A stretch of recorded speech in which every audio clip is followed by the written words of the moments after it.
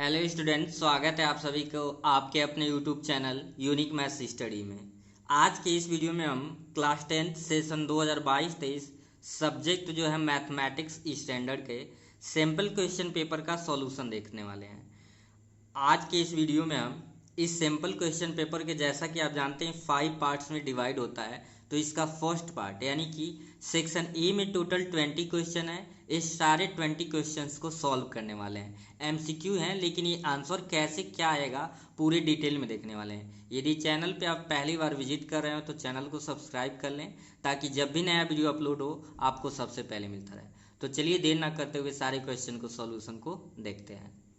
First question आपका given है, screen पे दिखाई दे रहा होगा। कह रहा let A and B be two positive integers such that A equals to P Q और Q to the power 4 and B equals to P square into Q square where P and Q are prime numbers. If HCF of A and B equals to P to the power M Q to the power N and LCM of A B is equals to P to the power R into Q to the power R, then M plus N into R plus S is equal to what. 4 options आपके दिए हैं। ए है 15, B है 30, सी है 35, D है 72। तो इसमें बताना है आपको क्या होगा, ठीक है। ये आपके दे दिया ए की वैल्यू, आपको निकालना क्या है, आपको निकालना है M plus N and R plus L की एस की वैल्यू आपका क्या होगा। ए की वैल्यू दे दिया है, बी दे दिया है, एचसीएफ दे दिया है एंड एलसीएम। तो यहाँ पे हम सॉल्व करेंगे। ए इक्वल टू दिया है पी क्यू और p टू दी पावर 3 है और 4 है, तो इसको 3 बार लिखेंगे p इंटू p और इसे लिखेंगे q इंटू q। और फिर यहाँ पे b दिया है p स्क्वायर क्यू क्यूब, तो इसे क्या लिखेंगे p इंटू p और q को कितनी बार लिख सकते हैं, 3 बार में लिख सकते हैं। तो देयरफॉर अगर बात करें HCF का, तो यहाँ से HCF ऑफ ए देखिए पेयर बन रहा है, इन दोनों का पेयर बन गया और फिर क्या बन गया, इन दोनों का पेयर बन गया, तो p इंटू पी और q आप देखें अगर तो q ये तीनों मिल जा रहा है दोनों में, ठीक है। तो ये हो जाएगा q इंटू q, ठीक है। तो इस तरीके से हम देखें तो ये हो गया p square into Q square. और क्वेश्चन में आपका जो एचसीएफ दे रखा है, एचसीएफ कितना है, p to the power m q to the power n, तो इसलिए इसके जगह पे हम लिख सकते हैं p to the power n and q to the power 1। Therefore compare हम करेंगे तो m की वैल्यू आ जाएगा 2 एंड n की वैल्यू आ जाएगा 3। यहाँ से आपको m और क्या मिल गया, n मिल गया। इसी प्रकार से आगे यहाँ से एचसीएफ हो गया, एलसीएम निकालें तो एलसीएम कितना आएगा, एलसीएम पहले तो जो कॉमन मिला लिख लेंगे p square into Q square, फिर बचा क्या है, फर्स्ट रो में p बचा, यानी कि इट मीन्स p क्यूब होगा और ये पावर 4 था तो एक बार और लिखेंगे यहाँ पे, तो ये p बचा है और इंटू क्या बचा, q, तो p पे और q पे, यानी कि यहाँ देखिए p स्क्वायर और p क्यूब q और पावर 4, यानी कि ये हो गया एलसीएम। और एलसीएम आपके क्वेश्चन में दे रखा है, LCM of a and b equals to p to the power r और q टू द पावर 5। तो p to the power r into q to the power 5 equals to p to the power 3 and q to the power 4। Therefore यहाँ से r की value हमें क्या मिल गया, 3 and s की जो वैल्यू मिल गया, ये s है, s की वैल्यू क्या मिल गया, 4 लिखेंगे। So therefore m plus n and r plus s is equal to m की वैल्यू ऊपर से 2 plus 3 and r plus s 3 plus 4, तो ये हो जाएगा 5 4 3 7, तो 7 5 या 35। अगर ऑप्शन से आप मैच करेंगे तो ऑप्शन आपका कौन सा सही है, ऑप्शन नंबर अगर ध्यान से देखें तो ऑप्शन नंबर आपका सी सही है, तो सी हो जाएगा आपका बिल्कुल सही आंसर। सेकेंड क्वेश्चन कह रहा है let p be a prime number the quadratic equation having its roots as factor of p is. 4 option दिए हैं, आपको बताना है कि क्वाड्रेटिक इक्वेशन क्या होगा। ये आपके क्लास 10th सीबीएसई बोर्ड का पूरा सैंपल क्वेश्चन पेपर से एक एक क्वेश्चन सॉल्व करवाए जा रहे हैं। देखो आपको फार्मूला पता होगा कि क्वाड्रेटिक इक्वेशन बनाने का फार्मूला होता है x square minus alpha plus beta into X plus alpha into beta. इसे कहते हैं सम ऑफ द जीरोस और इसे क्या कहते हैं, प्रोडक्ट ऑफ जीरोस। चूंकि कह रहा है इसका एक जीरो जो quadratic equation having its root as factor of p is, और कह रहा है कि p एक प्राइम नंबर है। तो p एक प्राइम नंबर है और जो रूट्स हैं इसी के क्या हैं, फैक्टर्स हैं। तो इसके फैक्टर या तो p होगा या तो क्या होगा, 1 होगा। यानी इसे आप कह सकते हो क्या, अल्फा है, और इसे क्या कह सकते हो, बीटा है। बात समझ आ गया। क्योंकि कह रहा था p इसके फैक्टर हैं और p प्राइम नंबर है और p के ही जो फैक्टर है इसके क्या है, रूट्स हैं, जो क्वाड्रेटिक इक्वेशन है। तो वैल्यू रख दीजिए p x square minus alpha. Alpha की वैल्यू तो आपका p हो जाएगा और बीटा की value 1 into X plus alpha into beta. तो p का 1 में मल्टीप्लाई करोगे p। अब ऑप्शंस चेक करते हैं, तो ऑप्शंस आपके बी क्या है, ऑप्शन बी बिल्कुल सही है। क्योंकि इक्वेशन की बात कर रहा है तो हम इसे 0 के इक्वल भी ले सकते हैं। थर्ड क्वेश्चन आपका कह रहा है कि if alpha and beta are the zeros of a polynomial F X equal to P X square minus 2x plus 3p and alpha plus beta is equal to alpha into beta, then p is, options आपके दिखाई दे रहे होंगे, -2/3, B है 2/3, सी है 1/3 और D क्या है, -1/3। तो क्वेश्चन में गिवन क्या था, F X equal to P X square minus 2x plus 3p, ये आपका फंक्शन दिया हुआ है, ठीक है, क्वाड्रेटिक इक्वेशन। और यहाँ पे alpha plus beta equal to कर अल्फा इंटू बीटा दे रखा है, p निकालना है। तो हम यहाँ से जब ये इक्वेशन देखेंगे तो हम b को जानते हैं, अल्फा प्लस बीटा होता है -b/a। अब ध्यान से देखेंगे, माइनस तो ये फार्मूले से आया b होता है x का कोफिशिएंट, b के ये आपका a होता है और ये b होता है और ये क्या होता है c। तो ये हो जाएगा माइनस का 2 और बाई a की वैल्यू p है, यानी कि ये 2 बाई क्या हो गया p। एंड हम जानते हैं अल्फा इंटू बीटा होता है c/a, c क्या होता है, a होता है, ठीक है। तो c की वैल्यू यहाँ पे 3p है, ये होता है constant term by coefficient of x square. तो यहाँ पे एक्स स्क्वायर आपका क्या है, p से p कैंसिल हो जाएगा, 3 हो जाएगा, ठीक है। लेकिन क्वेश्चन में बिकॉज आपका दिया हुआ है अल्फा प्लस बीटा इंटू क्या दिया है, अल्फा इंटू बीटा। अब वैल्यू रख दो, अल्फा प्लस बीटा की वैल्यू क्या है, 2/p is equal to alpha into beta की वैल्यू 3 है, नीचे 1 लिख लीजिए। क्रॉस प्रोडक्ट जब निकालेंगे तो ये आपका आ जाएगा 3p और 1 का 2 में होगा 2, 3 नीचे चला जाएगा, p की वैल्यू 2 कितना आ जाएगा 3। अब चेक कर लो ऑप्शन कौन सा सही है, इसमें आपका ऑप्शन क्या हो जाएगा, बी बिल्कुल सही हो जाएगा, ऑप्शन बी। क्वेश्चन नंबर 4 है, कह रहा है if the system of equation 3x plus Y equal to 1 and 2k minus 1 into X plus k minus 1 into Y is equal to 2k plus 1 is inconsistent, then k, यानी k की value क्या है। इन दोनों equations के लिए जो system है वो सॉल्यूशन इनके इनकॉन्सिस्टेंट है, k की वैल्यू निकालना है। तो देखिए कैसे सॉल्व करेंगे। आपका जो इक्वेशन है 3x प्लस वाई और इज इक्वल टू k है, तो इसे आप लिख सकते हो 3x प्लस वाई प्लस इधर आएगा -1 इक्वल टू 0। तो यहाँ से अगर वैल्यू निकालें, a होता है x का कोफिशिएंट, a होगा 3 हो जाएगा, b होता है y का कोफिशिएंट 1 हो जाएगा एंड c की वैल्यू -1। एंड इसी प्रकार से दूसरा जो इक्वेशन है 2k minus 1 into X plus k minus 1 into Y is equal to 2k plus 1। तो इसे भी लीनियर इक्वेशन के स्टैंडर्ड फॉर्म में बनाएंगे तो 2k minus 1 into X plus k minus 1 into Y plus इधर आ जाएगा तो माइनस हो जाएगा 2k प्लस 1। तो यहाँ से ये जो हो जाएगा a की वैल्यू, ये होगा b की वैल्यू और ये आपका क्या हो जाएगा, c की वैल्यू, ठीक है। तो इनकॉन्सिस्टेंट के कंडीशन में अकॉर्डिंग टू क्वेश्चन ये कह रहा है कि इनकॉन्सिस्टेंट है, तो इनकॉन्सिस्टेंट के कंडीशन में a1/a2 इज इक्वल टू क्या होता है, b1/b2 but not equal to c1/c2। Inconsistent जब कहेगा तो ये कंडीशन लेंगे।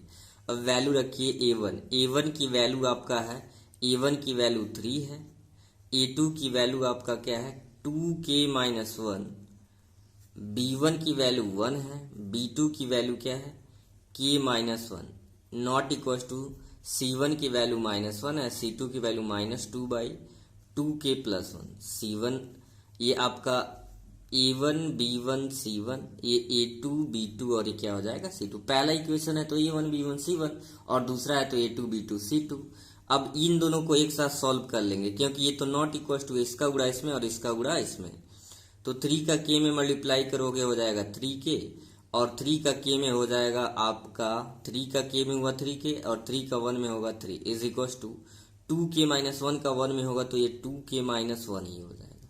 ठीक है, अब इसको बचे हुए क्वेश्चन को यहाँ पे सॉल्व कर लेते हैं। देखिए ये 3k है, प्लस इधर आएगा तो माइनस हो जाएगा, माइनस का क्या होगा 2k होगा, इज इक्वल टू ये -1 तो है, ध्यान से देखेंगे 2k इधर आया, 3k-2k हो गया, अब माइनस इधर जाएगा तो +3 हो जाएगा, तो 2k में से k को घटाएंगे तो k हो जाएगा और 3 में से 1 को सबट्रैक्ट करेंगे 2। ठीक है, तो देखें इसमें ऑप्शन कौन सा सही है, ऑप्शन डी बिल्कुल सही है। क्वेश्चन नंबर 5 आपका स्क्रीन पे दिखाई दे रहा होगा, कह रहा है if the vertices of a parallelogram PQRS taken in order are P3 4 Q -2 -3 and R -3 -2 then the coordinates of its fourth vertices S are options हैं A -2 -1, B है -2 -3, C है 2 -1 एंड D है 1 2। ठीक है, तो समझते हैं इसे। कह रहा है कि एक पैरेललोग्राम है PQRS, तो यहाँ पे बना लिया गया है एक पैरेललोग्राम PQRS। P के वर्टेक्स 3 4, Q के वर्टेक्स -2 -3, R के वर्टेक्स -3 -2 और S के वर्टेक्स कितना है x, y। तो मतलब ये निकालना था, तो मान लिया गया है कि x, y है, यही तो आपको निकालना है। एक कॉन्सेप्ट यूज कर लेंगे, पैरेललोग्राम का मतलब होता है सामने का जो पेयर PQ पैरेलल RS होगा और QR पैरेलल क्या होगा SP होगा। हम क्या करें, इसके वर्टेक्स ड्रॉ कर दे रहे हैं। ठीक है, तो एक रूल होता है कि ये जो पैरेललोग्राम होता है ना, एक दूसरे को बाइसेक्ट करता है। पैरेललोग्राम के जो डायगोनल्स होते हैं, पैरेललोग्राम के जो डायगोनल्स होते हैं एक दूसरे को बाइसेक्ट करते हैं। तो बाइसेक्ट का मतलब PR का मिड पॉइंट वो होगा और SQ का मिड पॉइंट क्या होगा, वो होगा। NCERT का एक क्वेश्चन है, तो देखते हैं कि कैसे निकालेंगे। लिखेंगे mid point of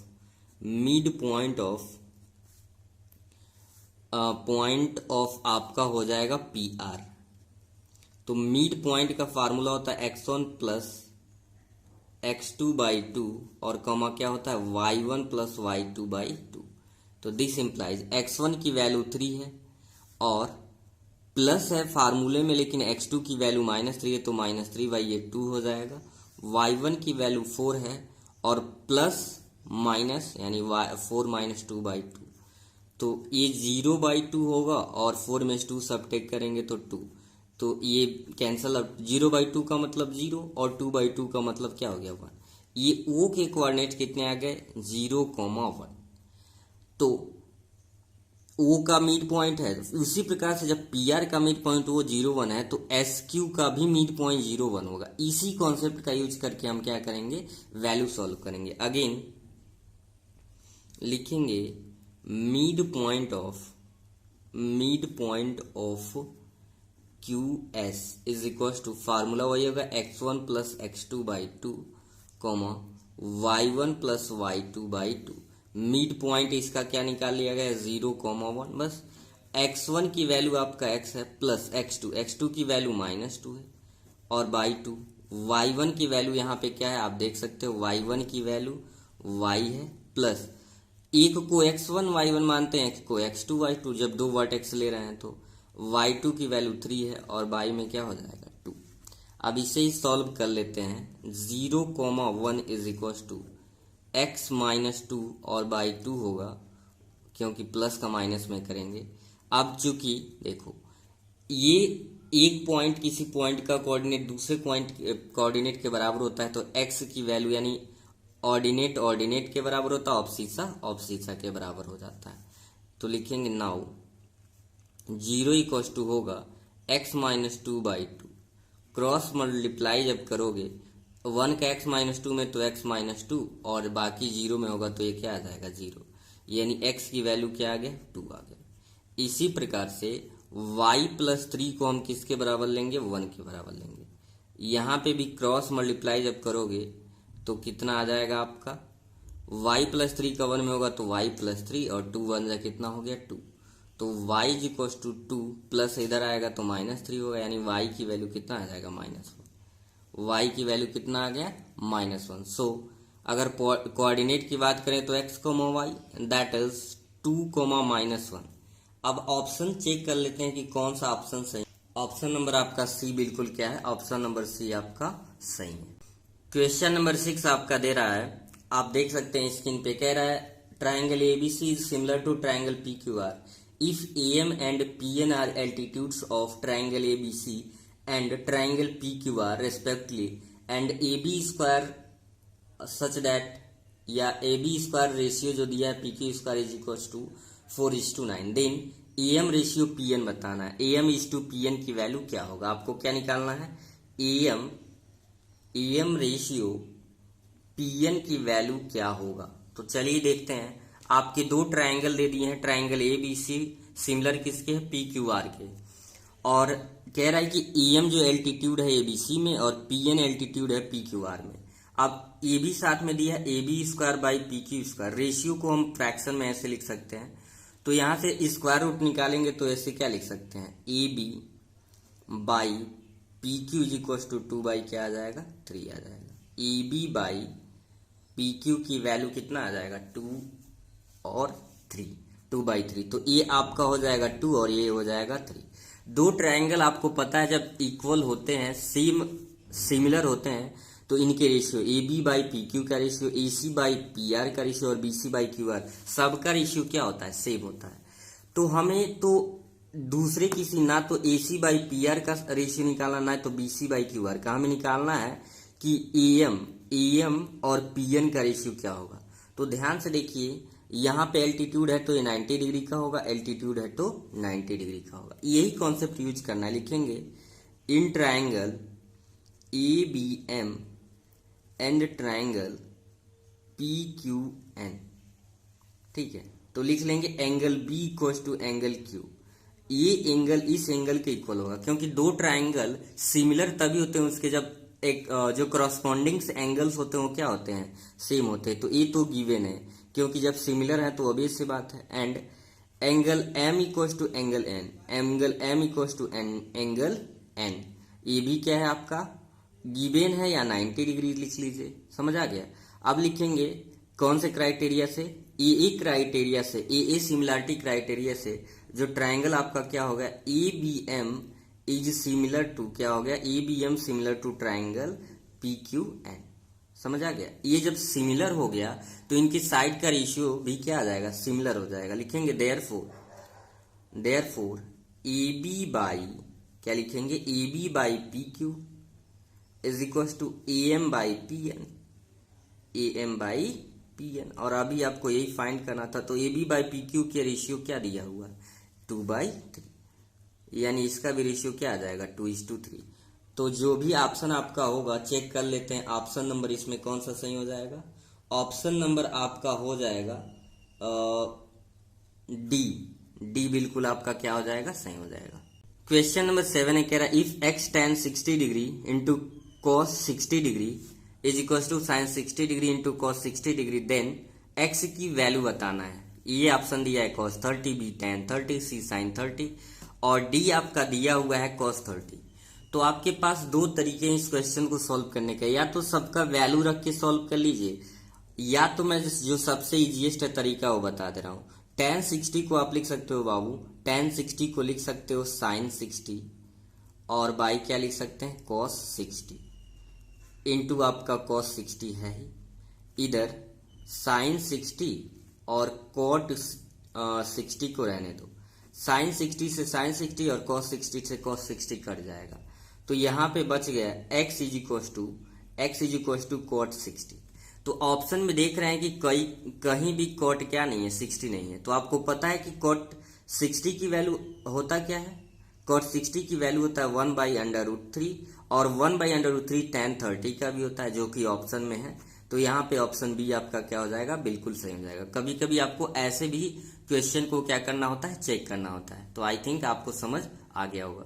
question number 8 है, कह रहा if sin theta plus cos theta equal to √2 then tan theta plus cot theta क्या होगा। ऑप्शन से आपके हैं E1 है, B2 है, C आपका 3 है, 4, ऑप्शन डी आपका क्या है, 4 है। यहाँ पे दे दिया है sin theta plus cos theta is equal to √2। आपको निकालना क्या है बाबू, tan थीटा और cot थीटा की वैल्यू निकालना है। आप जानते हो tan थीटा को लिख सकते हो sin theta by cos theta, और cot को लिख सकते हो cos theta by sine theta. LCM इसका लेंगे तो क्या आ जाएगा, sine theta into cos theta. Sine का साइन में मल्टीप्लाई करेंगे तो ये हो गया sine square theta, plus cos का कॉस में करेंगे मल्टीप्लाई तो कॉस स्क्वायर थीटा।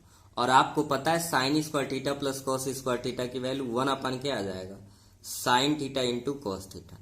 तो हमें sign theta into cos theta चाहिए। तो अब क्या करोगे, यहाँ पे इसके दोनों साइड का स्क्वायर हम कर देंगे, sine theta and plus cos theta का होल स्क्वायर और इधर अंडर 2 का भी स्क्वायर। अगर हम कोई भी वर्क दोनों साइड में यानी दोनों साइड का स्क्वायर कर दे रहे हैं तो ए प्लस बी का whole square, A square plus B square, A square plus B square plus 2ab यानी 2 साइन थीटा इंटू क्या हो जाएगा, कॉस थीटा। और अंडर रूट 2 का स्क्वायर जब आप निकालोगे, अंडर रूट 2 का स्क्वायर क्या आ जाएगा, 2 आ जाएगा। दिस इम्प्लाइज ये हो गया आपका अंडर रूट 2 का स्क्वायर 2 और sine square theta cos square theta की वैल्यू 1 होता है, plus 2 sine theta into cos theta is equal to 2। This implies 2 sine theta into cos theta, 2 है प्लस से उधर जाएगा माइनस, 2 में से 1 को सबट्रैक्ट करेंगे 1, यानी sign theta into cos theta की वैल्यू कितना आ जाएगा, 1/2।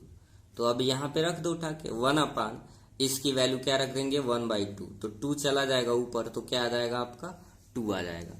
तो ऑप्शन से चेक करिए, ऑप्शन आपका बी बिल्कुल क्या है, सही है। ठीक है, क्वेश्चन नंबर 9 है, आपके स्क्रीन पे दिखाई दे रहा होगा। कह रहा है in the given figure DE parallel BC, AE A units, EC B units, DE X units and BC दिया हुआ है Y यूनिट्स।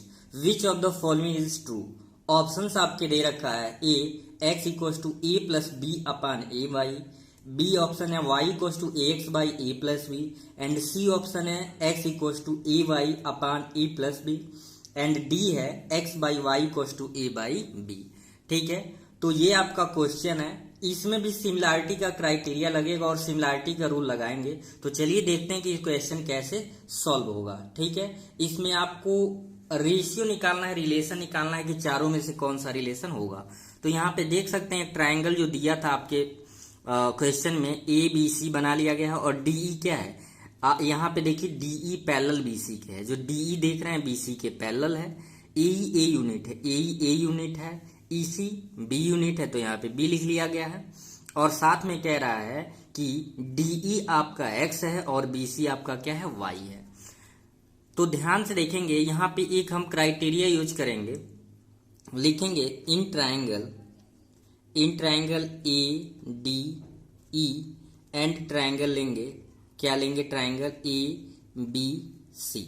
आपको पता है कि यहाँ पे कॉन्सेप्ट मैं आपको बता दूं, ऐसे कोई लाइन है, ठीक है, अगर एक ट्रांसवर्स लाइन ऐसे कैंसिल करता है तो ये एंगल इस एंगल के क्या हो जाता है, इक्वल हो जाता है, जिसे बोलते हैं करस्पॉन्डिंग एंगल्स। क्या बोलते हैं, करस्पॉन्डिंग एंगल।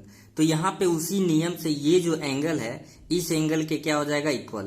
क्यों, क्योंकि ये देखिए ये पैरेलल लाइन है, डीई पैरेलल बीसी के है, और उसी नियम से ये वाला जो एंगल हो जाएगा वो क्या हो जाएगा, इस एंगल के इक्वल हो जाएगा। तो अगर पूरा एंगल का नाम लिखना चाहे तो लिख सकते हैं angle A D E is equal to angle लिख सकते हैं ए बी सी।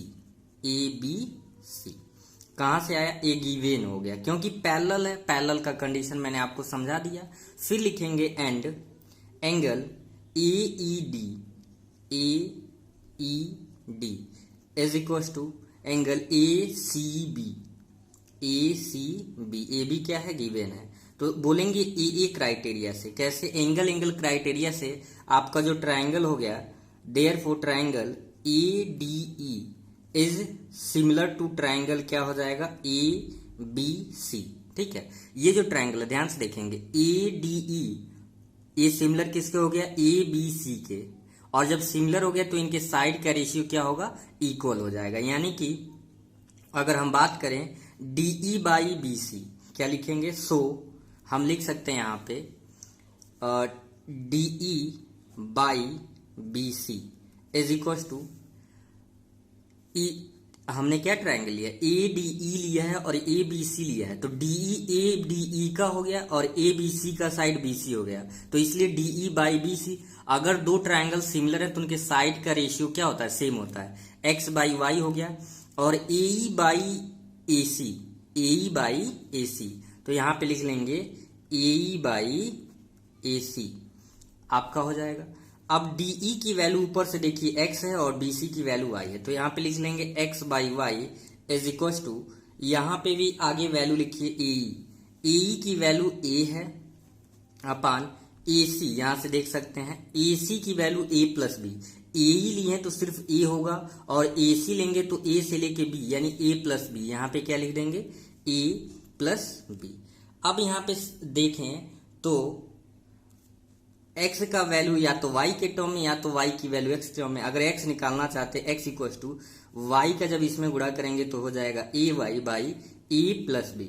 और ऑप्शन से अगर आप चेक करें तो ऑप्शन आपका जो है C बिल्कुल क्या है, करेक्ट ऑप्शन है। C क्या है, बिल्कुल करेक्ट है। x equal to a Y by A plus b. Question number 10 आपका है, कह रहा है A B C D is a trapezium with A D parallel B C and A D is equal to 4 centimetre. If the diagonal AC and BD intersect each other at O such that AO by OC is equals to DO by OB is equals to 1 by 2, then BC। Options आपके दिए हैं 6 centimetre, B है 7 centimetre, C है 8 centimetre और D क्या है 9 centimetre. तो सिर्फ आपका एक क्वेश्चन दिया था, फिगर ड्रॉ करके नहीं दिया था, फिगर ड्रॉ किया गया, ठीक है, ऐसा नहीं क्वेश्चन में आपको दिया था। तो हमने फिगर दिए गए इंफॉर्मेशन के अनुसार क्या कह रहा था, ट्रेपेजियम क्या होता है, एक क्वाड्रिलेटरल होता है जिसमें एक पेयर जो होता है वो क्या होता है, पैरेलल होता है, जिसमें दे रखा है कि A D parallel B C, तो हमने पेयर ले लिया है ए डी, यहाँ पे देख सकते हो ए डी पैरेलल क्या ले लिया है, सी बी ले लिया है, ठीक है। आप इस फिगर को चाहे रहते तो ऐसे भी बनाएंगे तो कोई दिक्कत नहीं है, ठीक है। अगर इस फिगर को आप चाह रहे हो कि इस तरीके से बनाना तो कोई दिक्कत नहीं है, आपको बस ये ध्यान देना है कि ये ए हो जाता है, ये डी हो जाता है और ये आपका सी हो जाता है और ये क्या हो जाता है, बी होता है, कोई दिक्कत नहीं है। आप इसको क्या कर सकते थे, ऐसे भी ड्रॉ कर सकते थे और ये आपका ओ हो जाता है, ये आपका कितना दे दिया है 4 सेंटीमीटर, ठीक है, जैसे आपको समझ आया। अब यहाँ पे दिए गए इंफॉर्मेशन में हमें बी सी फाइंड करना है और रेशियो क्या दिया है, दो आपको पता है, लिख लीजिए। बिकॉज हमारे पास इंफॉर्मेशन है A O by O C is equal to D O by क्या है O B is equal to 1 by 2। सिर्फ इतना इंफॉर्मेशन दिया हुआ है कि जो ए ओ बाई ओ सी और फिर क्या है D O by O B जो दिया है इसका रेशियो 1 बाई 2 है, ठीक है। तो हमें फाइंड करना है बी सी। तो हम एक काम करेंगे, एक दो ट्रायंगल लेंगे जिसमें बी सी आ जाए, तो हम लिखेंगे इन ट्रायंगल ले रहे हैं A O D and triangle B O C. आपको अच्छे से समझ आया इसलिए मैंने ये भी बना दिया अल्टरनेट में कि आप जो फिगर से आप समझ पाओ। तो देखो पहले क्या लिया गया है ए ओ डी और फिर क्या लिया गया है बी ओ सी। तो ये एंगल इस एंगल के इक्वल होगा, कौन से नियम से, वर्टिकली अपोजिट एंगल से। लिखेंगे angle A O D is equal to angle B O C और रीजन क्या लिख देंगे, वर्टिकली अपोजिट एंगल। और वर्टिकली अपोजिट एंगल जो होता है वो आपस में क्या होता है, इक्वल होता है। इस नियम से जो ये एंगल आपका हो गया अर्थात ये एंगल इस एंगल के क्या हो गया, इक्वल हो गया, जिसे बोलते हैं वर्टिकली अपोजिट एंगल। और आप जानते हैं दो कोई पैरेलल लाइंस हैं और कोई तीसरी लाइन उसको बाइसेक्ट करती है तो उसे कहते हैं ट्रांसवर्सल लाइन। तो ये एंगल इस एंगल के इक्वल होता है और फिर ये वाला एंगल इस वाले एंगल के क्या होता है, इक्वल होता है। इसे हम क्या कहते हैं, ध्यान से देखेंगे ए, यानी एंगल 1 जो होगा, एंगल 1 2 और इसे 3 मान लो 4 मान लो, तो 1 जो होगा 3 के इक्वल होगा वर्टिकली अपोजिट एंगल, एंगल 4 किसके इक्वल होगा, एंगल 2 के। तो सेम उसी प्रकार से देखिए इसके वर्टिकली अपोजिट में ये है तो हमें तो सिर्फ एक एंगल, और इसके अपोजिट में अगर देखो तो ए वाला एंगल है, तो इस नियम से ये एंगल इसके इक्वल होगा, ये एंगल इसके इक्वल होगा। ये तो कॉन्ग्रुएंट भी प्रूफ हो गया, लेकिन कॉन्ग्रुएंट से हमको कोई मतलब नहीं है। फिर लिखेंगे एंगल, कौन सा पेयर ले रहे हैं, कोई एक पेयर ले लो, ठीक है। हमने क्या ले लिया, एंगल डी एंगल बी के इक्वल, तो ए डी और क्या लिख सकते हैं, A D O, A D O is equal to angle लिख सकते हैं यहाँ पे सी बी ओ, यानी ए एंगल इस एंगल के C B O, angle C और बी ओ। यहाँ पे क्या लिखेंगे, अल्टरनेट इंटीरियर एंगल, ठीक है। कॉन्सेप्ट ही मेन है आपको, ठीक है। तो अल्टरनेट इंटीरियर एंगल आपस में क्या होते हैं, इक्वल होते हैं। तो लिखेंगे बिकॉज ए क्राइटेरिया से, कौन से क्राइटेरिया से, ए सिमिलरिटी क्राइटेरिया से आपका ट्राइंगल जो हो गया ए ओ डी इज सिमिलर किसके हो गया, ट्राइंगल बी ओ सी के। और जब दो ट्राइंगल सिमिलर होते हैं तो उनके साइड का जो रेशियो होता है आपस में क्या होता है, इक्वल होता है। लिखेंगे देयरफॉर, अगर ये सिमिलर है तो B C by A D, क्या लिख सकते हैं, B C by A D is equal to कोई एक पेयर लो, चाहे हम ले लें एओ बाई ओ सी या चाहे क्या ले लें D O by O B, कोई एक पेयर ले लें। हमको तो दोनों रेशियो यहाँ पे गिवन है, तो हम ले लेते हैं एओ बाई क्या ले लेते हैं, ओ सी। अब यहीं पे क्या करेंगे, वैल्यू को पुट करेंगे, ठीक है। इस सिमिलरिटी क्राइटेरिया से हमने क्या किया है, यहाँ थोड़ा सा ध्यान देंगे। हम रेशियो क्या लेंगे, रेशियो लेंगे A D by B C. आपको एक पर्टिकुलर डायरेक्शन में लेना होता है, A D by B C, फिर ए ओ बाई ओ सी। तो यहाँ पे ही आपको क्या करना है, वैल्यू को रख देना है। और सिमिलर है इसलिए ये क्राइटेरिया यूज कर रहे हैं। ये वाला जो होगा ये अपोजिट हो जाएगा, उल्टा डायरेक्शन में हो जाएगा, मतलब एक पर्टिकुलर वे में लेना होता है। तो क्योंकि करस्पॉन्डिंग साइड लेना होता है ना, इसलिए A D by B C के corresponding A O by O सी होगा। ए डी की वैल्यू आपका 4 है और ये आपका, आप बी सी ही रहने दो क्योंकि ये पता नहीं है, बी सी रहने दो, is equal to A O by O C का रेशियो तो हमें पता है कितना है, 1/2। तो यहाँ पे लिख लेंगे 1/2। अब करेंगे क्रॉस मल्टीप्लीकेशन, तो बी सी का 1 में होगा बी सी और 4 2 कितना हो जाएगा 8, और सेंटीमीटर मेजरमेंट है तो सेंटीमीटर। ऑप्शन चेक कर लीजिए, ऑप्शन आपका सी बिल्कुल क्या है, करेक्ट है। क्वेश्चन नंबर 11 आपका दे रखा है, कह रहा है if two tangent inclined at an angle of 60 degree are drawn to a circle of radius 3 centimetre then the length of each tangent is equal to. Option A है 3√3/2 centimetre 3 centimetre, सी है 6 centimetre और D है 3√3 centimetre. Question समझते हैं, कह रहा है कि दो टेंजेंट ड्रॉ किए गए हैं और एक रेडियस जिसका, एक सर्कल पे 2 टेंजेंट ड्रॉ किए गए हैं जिसका रेडियस कितना है 3 सेंटीमीटर, और ये भी दे रखा है कि ये कितने पे इंक्लाइंड हो रहे हैं, कितने पे मिल रहा है 60 डिग्री पे। तो इस इंफॉर्मेशन से देखिए, एक सर्कल है 3 सेंटीमीटर का तो रेडियस होगा, और आपको पता है कि जो टेंजेंट होता है रेडियस से 90 डिग्री का क्या बनाता है, एंगल बनाता है। तो एक टेंजेंट मान लीजिए ए हो गया, ए बी हो गया, दूसरा टेंजेंट क्या हो गया, ए सी हो गया। ए बी टेंजेंट और फिर ए सी दोनों 60 डिग्री पे क्या कर रहे हैं, मिल रहे हैं, और एक सर्कल पे ड्रॉ किए गए जिसका रेडियस 3 सेंटीमीटर।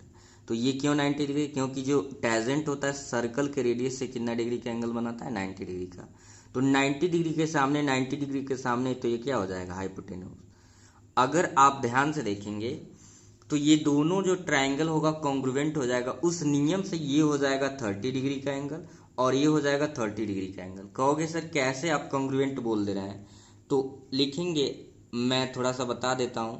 इन ट्राइंगल आपको एग्जाम में ऐसे मतलब डायरेक्टली करना है क्योंकि ये 1 मार्क्स का है, ठीक है, लेकिन मैं आपको बता देता हूँ 2 नंबर में आ जाए कैसे लिखेंगे। In triangle A O B and triangle A C O, तो लिख लोगे O A is equal to O A, ये आपका कॉमन आर्म है, A O equal to O A common arm है। Angle B equal to angle C, angle B equal to angle C, ये कितने degree के हैं, ईच 90 डिग्री के हैं। A B equal to A C, A B is equal to A C, यहाँ पे लिख देंगे टेंजेंट जो होता है एक सर्कल पे जितने भी टेंजेंट ड्रॉ किए जाते हैं वो आपस में अगर दोनों मीट कर रहे हैं, आप उल्टे डायरेक्शन में तब तो इक्वल नहीं होगा, ये दोनों टेंजेंट आपस में क्या होते हैं, इक्वल होते हैं, ठीक है। तो बाई अगर देखें तो SAS थ्योरम से, SAS थ्योरम क्या हो गया, ये दोनों triangle AOB is congruent triangle क्या हो गया, ACO। तो अभी सी बात है कि ये क्या करेगा, बाइसेक्ट करेगा, 30 डिग्री के एंगल हो जाएंगे। बात समझ आ गया। तो लिखेंगे इन ट्रायंगल, कोई भी एक ट्रायंगल ले ली, चलिए ACO मैं ले ले रहा हूँ, ACO। तो 90 डिग्री के सामने हाइपोटेन्यूज हो गया, और एंगल जब इसे थीटा मान रहे हो तो थीटा के सामने वाले वैल्यू को हम क्या कहते हैं, परपेंडिकुलर कहते हैं, और ये क्या हो जाएगा, बेस हो जाएगा। तो हम लिखेंगे बिकॉज हम जानते हैं टेन थीटा का जो फार्मूला होता है परपेंडिकुलर बाई क्या होता है, बेस होता है। थीटा की वैल्यू यहाँ पे कितने डिग्री है, 30 डिग्री है। Tan 30 degree is equal to perpendicular 3 है, और बेस हमें क्या करना है, फाइंड करना है। टेन 30 की वैल्यू होता है 1/√3, क्या होता है 1/√3 इज इक्वल टू 3/b। अब कर दो क्रॉस मल्टीप्लीकेशन जैसे ही करेंगे, b का 1 में होगा b, और 3 का √3 में होगा 3/√3 सेंटीमीटर। ऑप्शन चेक कर लेते हैं कौन सा ऑप्शन आपका सही है। तो ऑप्शन डी इसमें बिल्कुल क्या है, सही आंसर है। आई होप आपको समझ आ गया होगा। क्वेश्चन नंबर 12 है, कह रहा है the area of the circle that can be inscribed in a square of 6 centimetre is 36 pi centimetre square, 18 pi centimetre square, C option है 12 pi centimetre square, and D है 9 पाई सेंटीमीटर स्क्वायर। कह रहा है the area of the circle that can be inscribed in a square of 6 centimetre is. तो यहाँ पे ध्यान दें, कह रहा है कि एक स्क्वायर है जिसके साइड क्या दिया हुआ है, 6 सेंटीमीटर। स्क्वायर क्या होता है, जिसके आल साइड इक्वल होते हैं, एंगल सारे 90 डिग्री के होते हैं। तो कह रहा है इसके सर्कल इंस्क्राइब्ड का मतलब क्या हो रहा है, इनके इंटरनल पार्ट को, इनके सारे इंटरनल जो साइड है, मतलब इसके चारों साइड को इंटरनली टच करते हुए जा रहा है। एक्सटर्नली जब होता तो वर्टेक्स को टच करता, तो इंस्क्राइब मतलब इसके अंदर इनके सभी साइड को क्या कर रहा है, टच कर रहा है। तो अभी सी बात है, जब ये 6 सेंटीमीटर है तो सर्कल का डायामीटर भी कितना हो जाएगा, 6 सेंटीमीटर। और जब डायामीटर 6 सेंटीमीटर होगा तो यहाँ से लेके यहाँ तक ये हो जाएगा आपका क्या, रेडियस, जो कि हो जाएगा 3 सेंटीमीटर।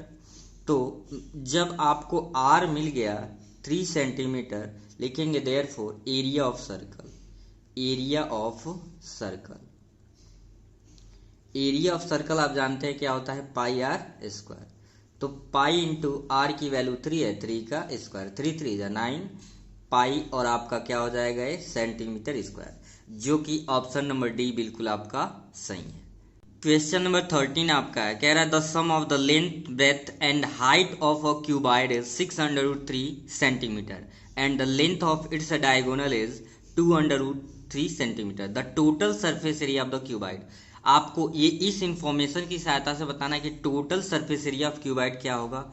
ऑप्शंस आपके 48 सेंटीमीटर स्क्वायर, बी है 72 सेंटीमीटर स्क्वायर, सी है 96 सेंटीमीटर स्क्वायर, एंड डी है 108 सेंटीमीटर स्क्वायर। जो इन्फॉर्मेशन दिया क्या करे, the sum of the length breadth and height of the cuboid is 6√3 और length of its diagonal is 2√3 centimetre square. तो बस इसी के इन्फॉर्मेशन से हमें सॉल्व कर लेना है।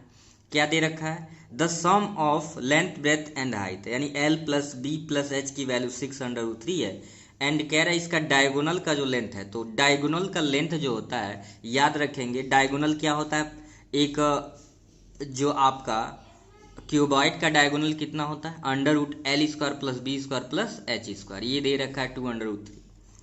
तो यहाँ पे हम क्या करेंगे, ये जो देख रहे हैं इसके दोनों साइड का स्क्वायर कर लेंगे, यानी L + B + H का होल स्क्वायर, और यहाँ पे हो जाएगा इधर भी 6√3 का होल स्क्वायर। और यहाँ पे एक हम फार्मूला लगा देंगे, बिकॉज हम जानते हैं A + B + C का जो होल स्क्वायर होता है, A² + B² + C² + 2 in bracket AB + BC + C। ये फार्मूला आपका A + B + C का होल स्क्वायर होता है। अगर कंपेयर करें तो क्या उसी के फॉर्म का है, L + B + H। तो यहाँ पे हो जाएगा L² + B² + H² + 2 in bracket LB + BH + HL। Is equal to, इसका स्क्वायर का मतलब इसे 2 बार गुणा करेंगे, किसी भी नंबर का स्क्वायर का मतलब उसके क्या करते हैं 2 बार मल्टीप्लाई करते हैं। ठीक है, अगर आप यहाँ से लेके यहाँ तक देखिए तो यही क्या है, यही आपका बोला जाता है total surface area of cuboid. ये है टीएसए ऑफ क्यूबाइड। क्या है, टीएसए ऑफ क्यूबाइड। इसी की तो वैल्यू निकालनी है हमें। अब यहाँ L square plus B square plus H square की वैल्यू आप यहाँ से निकालना चाहें तो इसका भी दोनों साइड का क्या कर देंगे स्क्वायर। यहाँ पे मैं कैलकुलेट करके आपके दिखा दे रहा हूँ। ये दिया हुआ है आपका L square plus B square plus H square under root का, इसकी वैल्यू है 2√3। तो इसका भी दोनों साइड का जब स्क्वायर करेंगे तो L square plus B square plus H square, और इधर स्क्वायर से रूट समाप्त हो जाएगा, मतलब 2 बार मल्टीप्लाई इसका भी करेंगे।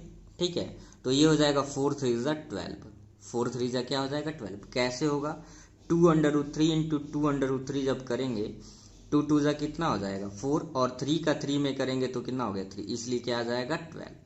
बात समझ आ गया होगा। तो अब यहाँ पे रख देते हैं। ठीक है, this implies L square plus B square plus H square की वैल्यू यहाँ से लिख लीजिए 12 plus 2 in bracket L B plus B H plus H L is equal to 6 6 जा हो जाएगा आपका 36। पहले इसका इसमें गुणा करेंगे और √3 का √3 में होगा तो सिर्फ 3 बचेगा, तो 3 6 जा 18 और 3 3 जा 9 1 10, 100 कितना आ गया 8 आ गया। ठीक है, बस सिंपल सा एक क्वेश्चन था। 2 in bracket L B plus B H plus H L is equal to 108, और प्लस इधर आएगा तो क्या हो जाएगा minus. This implies 2 L B plus B H plus H L equal to 8 में 2 सब्ट्रैक्ट करेंगे 6, ये 10 मतलब 0 में से 1 जाएगा नहीं, 9 9 में से 1 जाएगा तो क्या हो जाएगा 86 सेंटीमीटर स्क्वायर। अब ऑप्शन चेक कर लेते हैं कौन सा है। ऑप्शन आप चेक करेंगे 13 में 86 कौन सा है आपका, यहाँ पे एक बार चेक कर लेंगे 9 होगा यहाँ पे, 8 में से 2 जाएगा तो 6 और 10 में से 1 सब्ट्रैक्ट किए 96, तो 96 आपका ऑप्शन क्या है सी है। ठीक है, तो इसलिए इस क्वेश्चन का आंसर क्या हो जाएगा 96। क्वेश्चन नंबर 14 है, कह रहा है if the difference of mode and median of data is 24 then the difference of median and mean is. Option है आपके ए 8 है, बी 12 है, सी 24 है एंड डी 36 है। क्वेश्चन में जो गिवन है उसी के अनुसार क्या कह रहा है, difference of mode and median of data is 24।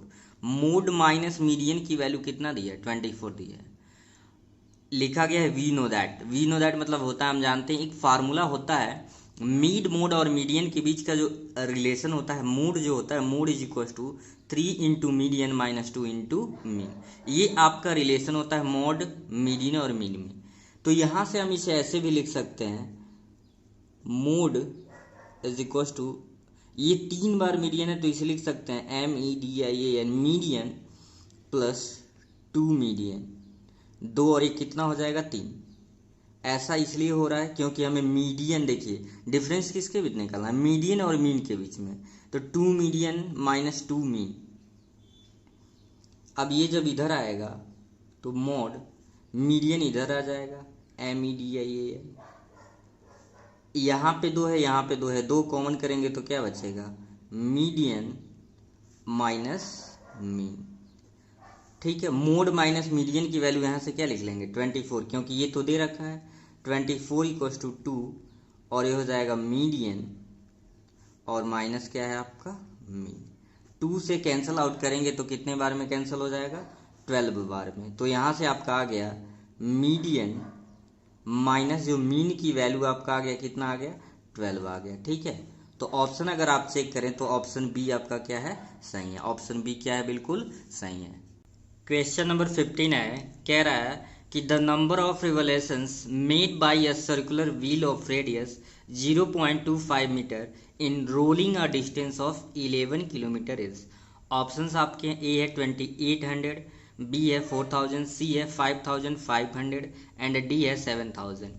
कह रहा है कि एक सर्कुलर व्हील है, अगर उसका रेडियस 0.25 है तो वो 11 किलोमीटर का जब डिस्टेंस कवर करेगा तो कितना राउंड बनाना पड़ेगा। तो अगर आप ध्यान से समझे इस क्वेश्चन को, ये सर्कल है, सर्कल एक राउंड में कितना कवर करेगा, मतलब इसका पेरीमीटर ही तो हम निकालेंगे। एक राउंड में जैसे इसे ओपन करोगे तो कुछ इस तरीके से ही होगा ना, यहाँ से चलेगा तो फिर यहीं आके मतलब ये, तो ये होता है जब एक राउंड में पूछा जाए कितना ये डिस्टेंस कवर करेगा, मतलब पेरीमीटर ऑफ द सर्कल।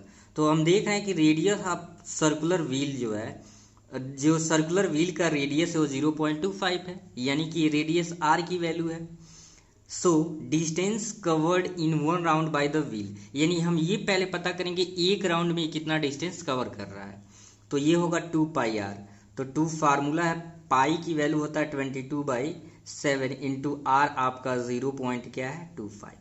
तो 22 का मल्टीप्लाई करेंगे 44/7 इंटू 0.25, ठीक है। और इसका जब मल्टीप्लाई करोगे आप तो ये आपका आ जाएगा 11 और बाई 7 और किस में हो जाएगा मीटर में। 44 का 0.25 में मल्टीप्लाई करेंगे 11/7 मीटर, ठीक है। तो लिखेंगे therefore number of revolution in 11 kilometre. अब हमें ये बताना है कि अगर 11 किलोमीटर का डिस्टेंस चलेगा तो कितना राउंड होगा। तो टोटल है 11 किलोमीटर। 11 किलोमीटर को चूंकि ये मीटर में है तो इसे भी हम किस में बदल देंगे, मीटर में। तो आप यहाँ से दिखा देंगे कि 1 किलोमीटर इक्वल्स टू कितना होता है 1000 मीटर। 1 किलोमीटर इक्वल्स टू क्या होता है 1000 मीटर, इसलिए 11000 मीटर हो गया। और एक राउंड में वो कितना कवर कर रहा है 11/7 मीटर। तो ये मीटर से मीटर 11 से कैंसिल आउट करेंगे तो ये 1000 होगा, यानी क्या बच्चा 1000 अपॉन 1/7, 7 ऊपर चला जाएगा तो ये कितना हो जाएगा 7000। और नंबर कभी भी क्या होता है उसका कोई यूनिट नहीं होता है नंबर का, यानी 7000। तो ऑप्शन आप देखेंगे ऑप्शन डी बिल्कुल आपका क्या है करेक्ट आंसर है। यानी इस तरह के क्वेश्चन को आप इस मेथड से सॉल्व करेंगे। क्वेश्चन नंबर 16 है, कह रहे फॉर द फॉलोइंग डिस्ट्रीब्यूशन। ये देखिए क्लास दे दिया है और फ्रीक्वेंसी, क्लास इंटरवल बोलते हैं 0 to 5, 5 to 10, 10 to 15, 15 to 20, 20 to 25। Frequency आपका 10, 15, 12, 20 और 9 दिया है। कह रहा है the sum of the lower limits of the median and modal classes. आपको बताना है कि sum of the lower limit of median class and modal class के जो लोअर लिमिट की सम आएगी वो क्या आएगी। ऑप्शन आपके ए 15, बी 25, सी 30 और डी है 35। तो इस तरह के क्वेश्चन में आपको मीडियन जब आपको पता करना है कि मीडियन का क्लास इंटरवल क्या होगा तो उसके लिए आपको कम्यूटेटिव फ्रीक्वेंसी CF निकालना पड़ता है। तो आपको याद होगा फ्रीक्वेंसी को पहले वाले को लिख लेते हैं, फिर अगले को क्या करते हैं पहले वाले में ऐड करते हैं। जैसे पहले वाले को लिख लिया गया, फिर 10 + 15, फिर 10 + 15 + 12, फिर जब इस वाले में आएंगे तो 10 + 15 + 12 + 20 एंड फिर 10 + 15 + 12 + 20 प्लस क्या हो जाएगा 9, ठीक है। इस तरीके से CF निकलता है, आपको याद होगा। तो ये 10 होगा, 15, 10, 25, 10 + 15 + 12 जब सबको ऐड करेंगे 37, 10 + 15 + 12 + 20 57, ये 37 था, ये 57 हो गया। फिर इसमें 9 ऐड करेंगे यानी 10 + 15 + 12 + 20 + 9 आपका हो जाएगा 66। आप कहोगे क्यों निकालना है, क्योंकि आपको याद होगा मीडियन जब भी आपको निकालना होता तो उसमें हमको ये पता करना होता कि कौन सा क्लास इंटरवल आपको लेना है। तो उसके लिए आपको ये निकालना होता है CF, और CF में जो सम आता है उसी को डिवाइड करते हैं। क्लास मीडियन क्लास निकालने के लिए n/2 फार्मूला होता है, तो n जो होता है इसका सम 66/2, तो कैंसिल आउट किए तो 33। तो 33 देखेंगे तो किस वाले क्लास इंटरवल में आ रहा है 37 में आएगा, 37 के पास है।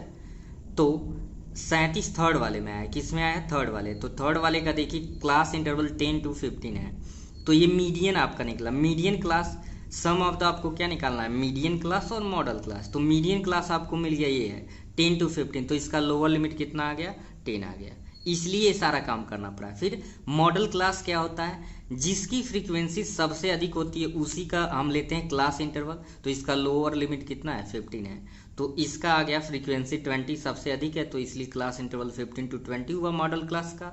लोअर लिमिट कितना हो गया 15 हो गया। दोनों का सम 15 और 10 कितना हो जाएगा 25। ऑप्शन आप चेक करिए, ऑप्शन कौन सा सही है, ऑप्शन बी बिल्कुल आपका करेक्ट आंसर है। क्वेश्चन नंबर 16 है, कह रहा है 2 dice are rolled simultaneously, what is the probability that 6 will come of 8 least 1।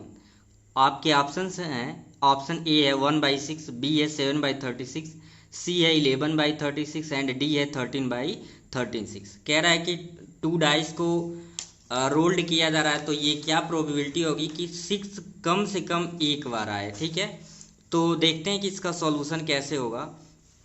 यहाँ पे अगर हम सिंपल स्पेस की बात करें, इस क्वेश्चन के लिए सिंपल स्पेस की बात करें, तो आप लिख सकते हैं एन एस जो होगा हो 1 1 1, क्या होता है 2, फिर 1 3, 1 से लेकर 6 तक, फिर 2 1 2 2 2 2 2 2 3 2 4, फिर 3 1। इस तरीके से जाएंगे तो आपको क्या मिलेगा 6,6। यानी कि आपको याद होगा कि जब भी 2 डाई थ्रो की जाती है तो टोटल सैंपल स्पेस उसका आता है 36। क्या प्रोबेबिलिटी होती है सैंपल स्पेस का 36।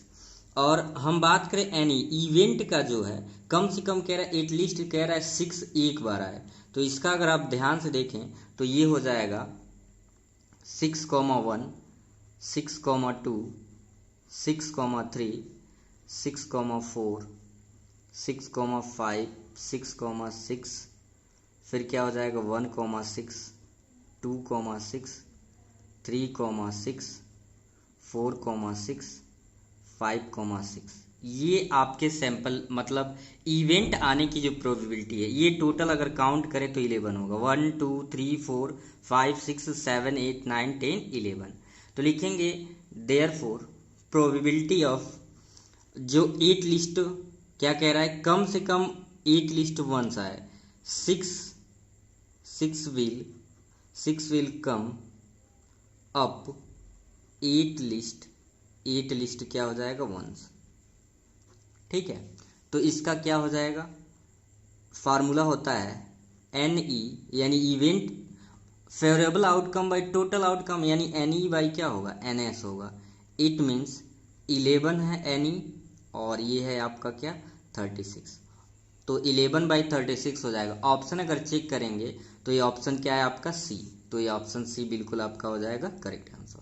क्वेश्चन नंबर 18 है, कह रहा है if 5 tan beta equals to 4 then 5 sin beta minus 2 cos beta by 5 sin beta plus 2 cos beta क्या होगा। ऑप्शंस आपके हैं, ए है 1/3, बी है 2/5, सी है 3/5 और डी क्या है 6 है।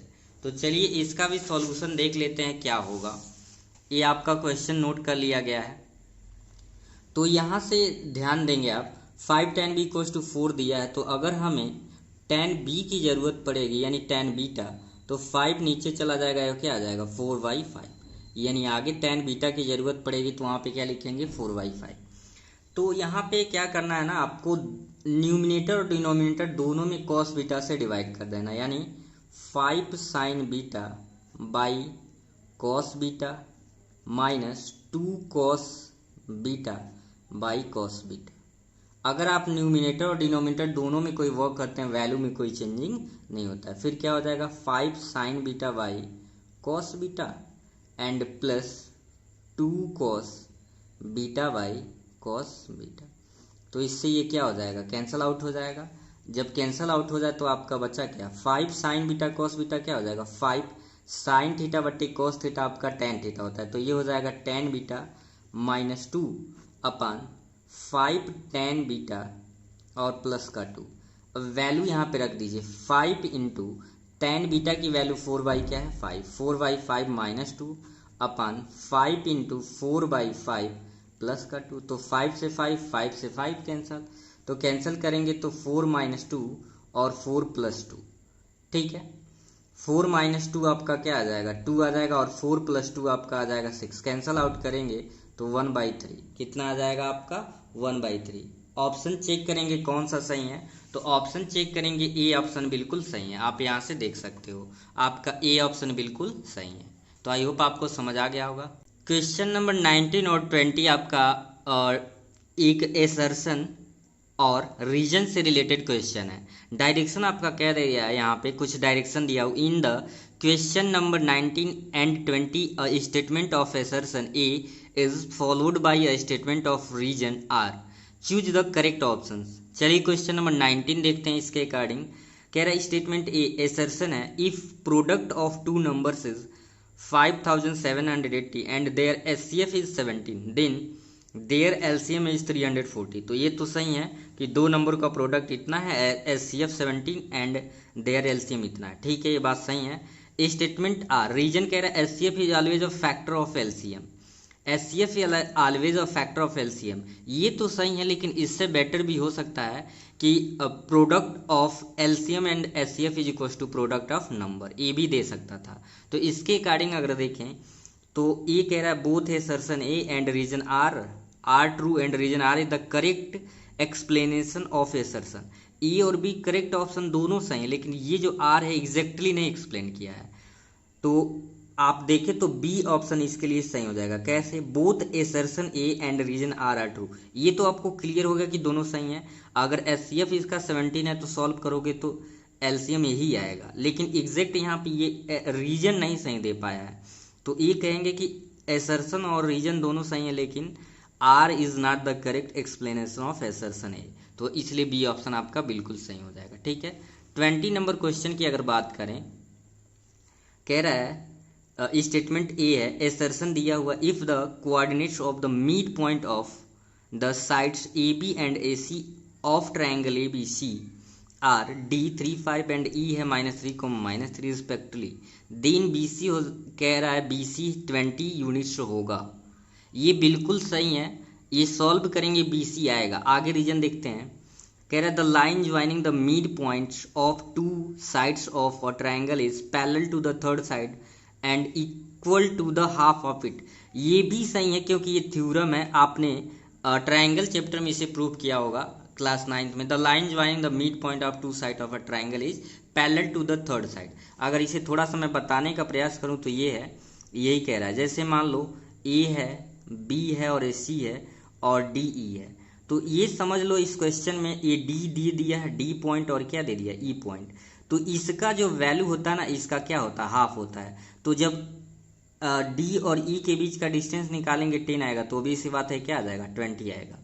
तो यहाँ पे आपका ए भी सही है और बी भी, मतलब एसर्शन भी सही है, रीजन भी सही है। तो यहाँ पे ऑप्शन ए सही हो जाएगा। Both assertion A and reason are true and reason are is the correct explanation of assertion, क्योंकि ये थ्योरम के यूज के द्वारा ऐसा हो रहा है।